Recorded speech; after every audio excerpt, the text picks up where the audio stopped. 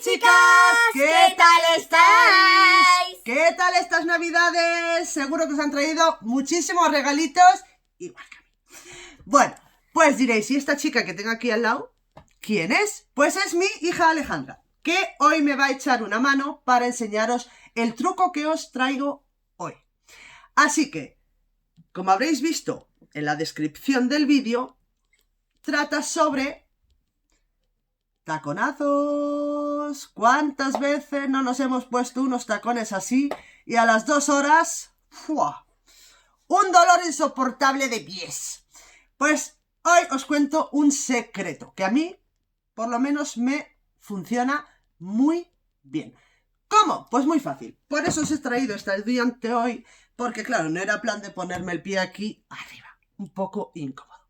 Así que me va a echar una mano poniendo el pie y entonces os lo voy a enseñar así, pues muchísimo mejor.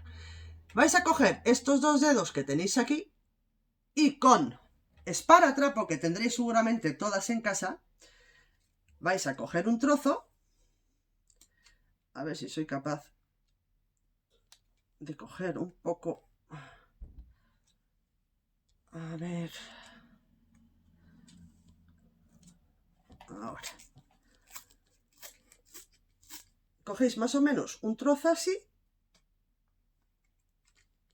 cortáis y, como os he dicho, juntáis estos dos dedos bien unidos,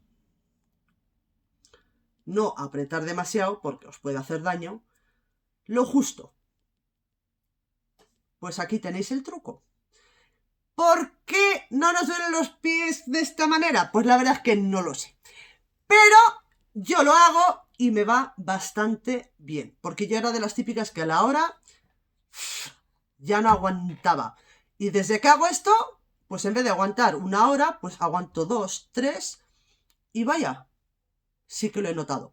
Así que espero que os haya gustado mi vídeo de hoy y, como digo siempre, un like y suscribiros a mi canal, que el próximo vídeo será igual o mejor que este. Así que, ¡besitos!